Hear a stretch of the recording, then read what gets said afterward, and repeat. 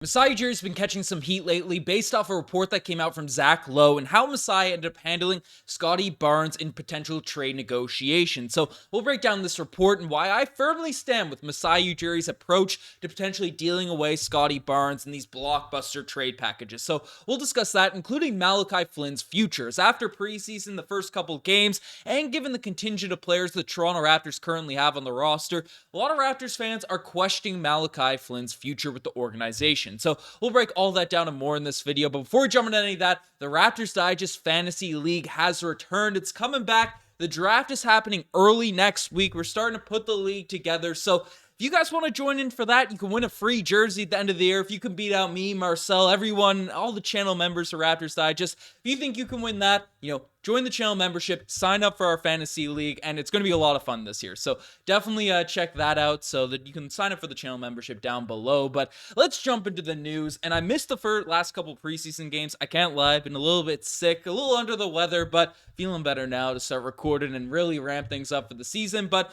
one guy that's at least made some good decisions, or this one in particular, in terms of a decision heading into this year, is Masai Ujiri making the right call on Scottie Barnes. Now, we've heard over the past 2 seasons all of the potential blockbuster trades that almost went down. The Raptors were making calls. Masai even said, he's always looking to improve the roster, and that's why you always see, or it might have been Bobby Webster during media day, that the reason the Toronto Raptors are thrown out in all these reports, are thrown out in all these discussions, is because they are actively involved. They want to improve the team as much as possible, and they're not afraid to take big swings, take Kawhi Leonard-esque swings in order to improve this team to put us back into championship contention. Well, while we've been rumored, we never actually pulled the trigger on any of these deals, and Masai Ujiri, Bobby Webster, the Raptors front office has gained the reputation of being a little bit stingy, not willing to give up the right amount of value to bring some star players back. Well, personally, while that can get extreme and you can miss out on great deals if you are unwilling to deal away some great,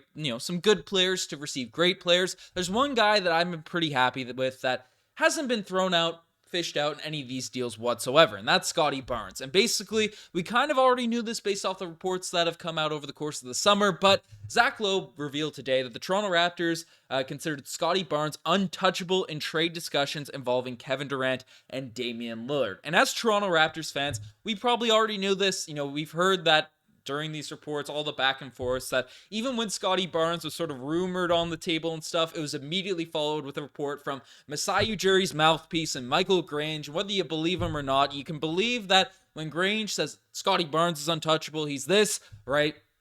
That's Masai Ujiri telling the people directly that, hey, Scottie Barnes is untouchable in these trade packages, and now Zach Lowe is further sort of revealing that that's the case. Scottie Barnes wasn't even thought of to be in these discussions, even though guys like Kevin Durant, Damian Lillard, they are surely better than Scottie Barnes right now at this moment in time. There's no ifs, ands, or buts about it, but the Raptors aren't really in a position to where if we add in that one-star player, we're guaranteed a championship. Not that we were even in 2019, but the roster isn't sort of built like, so it makes sense to keep a young star player that is hopefully going to continue to grow. And while Scottie Barnes, yes, last season didn't set the world on fire by any means, only 15 points per game, 6.6 rebounds, 5 assists, but improved a little bit in terms of playmaking, pace of game, and all that type of stuff. The three-point shooting didn't take a massive leap either, but we're seeing in preseason now definitely a different looking Scottie Barnes. And part of it might be the offense, a part of it's definitely development over the course of the offseason. But in the last Raptors preseason game, Scottie Barnes put up some numbers, right? In just 28 minutes,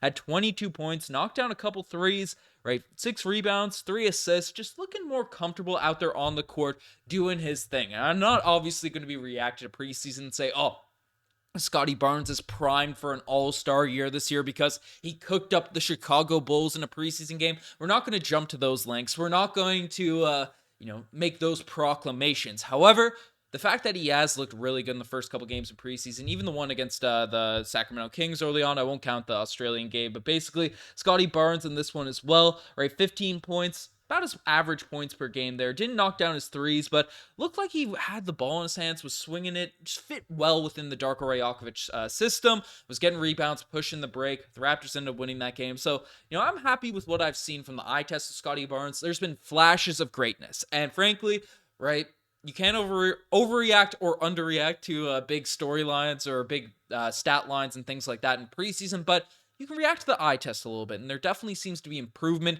from Scottie Barnes, flashes of greatness in these first few games of preseason. So I'm encouraged. I'm happy with that. But regardless of just the preseason performance, that's just sort of adding on top of my thought process that I'm happy Masai Ujiri was unwilling to deal away Scottie Barnes in a deal that didn't give us a guaranteed championship, because it's not like it was just Scottie Barnes straight up for Kevin Durant. It's not like it was Scottie Barnes straight up for Damian Lillard, because you had to make the money work if a deal was to go down. And even Damian Lillard, maybe we could just have absolute, deep end bench players, but still a Boucher would have to be involved, a Gary would have to be involved just to make the contracts if we were to keep OG Anunoby, Pascal Siakam, Jakob Poeltl, all those types of guys. But, I am happy that Masai Ujiri didn't deal away Scottie Barnes along with salary fill, which currently for the Toronto Raptors is valuable given our lack of depth. But I'm happy we went that route rather than sort of trading for an elder star. Again, if it was Jokic or if it was Luka or if it was Giannis, stars that are in their prime, entering their primes, yes, that would be insanely stupid to not deal away Scottie Barnes. But even guys that are stars right now, but a little bit older, I'm happy Masai Ujiri decided to keep our guy. Sure, it's not a guaranteed thing. Sure, he might just become a suitable starter or maintain plateau where he's at in his first couple seasons, but there is a possibility Scottie Barnes taking that jump, taking that leap, and we've seen flashes of it, so I'm hoping this season we get the whole taste of what Scottie Barnes will be able to provide for the Toronto Raptors in future years. But let me know if you guys agree. I know people outside of Raptors fandom have been flaming Masai Ujiri for this, but let me know what you guys think about this in the comment section below. But the next guy that we're discussing in this vid is Malachi Flynn, and his future potentially being in question, because obviously we don't want to overreact to preseason games. I'm not saying it's a sure thing he's gone or things along those lines, but the Raptors have an interesting spot at the point guard position. Fred VanVleet's out, Dennis Schroeder's in. It seems like Schroeder's the established starter. He's going to be getting lots of minutes and all that type of stuff.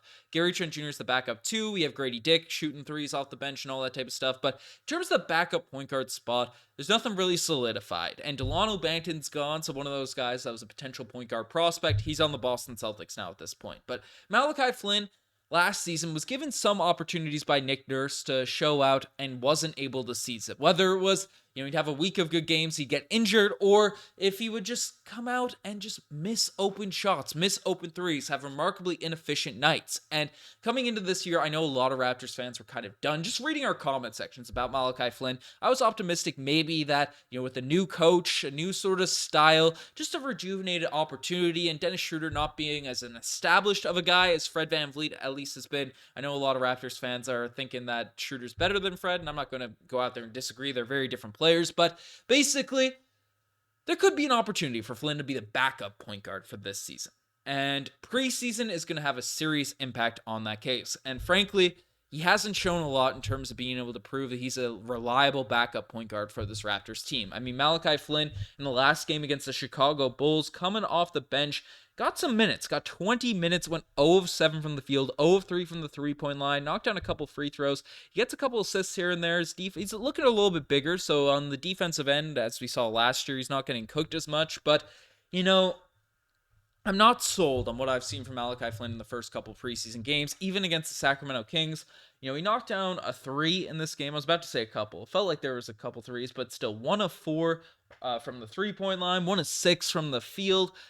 Had a few assists, which was nice, but he's just not really setting the tone to be a reliable backup PG. And yes, he has a clean, smooth-looking jump shot. We know he can facilitate the pick and roll from his rookie season, working down in Tampa with Kem Birch to close out that year. We were really excited about Malachi Flynn. But given all of his opportunities over the course of last year, because it's not like he was in the Nick Nursery the entire season. There were moments where Nick Nurse gave him opportunities to sort of play. He'd either get hurt or he just really wouldn't perform for those stretches. Right after that full sample size of especially last season, and then now in preseason where he's getting 20 minutes in these games, opportunities to be the backup point guard, and he's struggling to, shoot over like 20% from the field.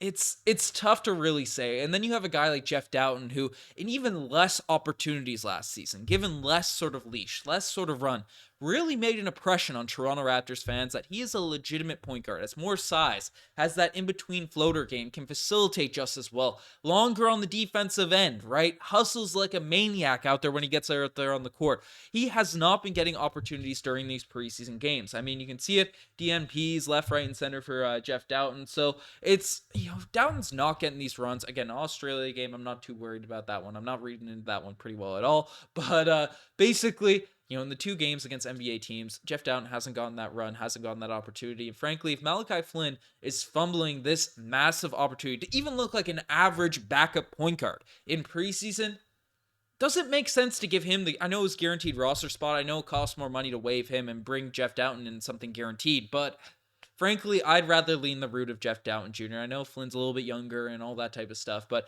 I have more trust in actually giving Jeff Doughton Jr. minutes for this upcoming season than I do a Malachi Flynn. But let me know what you guys think about this whole entire situation. I don't want to sound like a Malachi Flynn hater. I like smaller guards that can facilitate these types of things, but I'm a Jeff Doughton guy. So that's where the sort of this whole energy is kind of coming from. But let me know what you guys think in the comment section down below. Again, if you want to join the Fantasy League, join the channel membership. You guys are the best. I'm signing out. Cheers.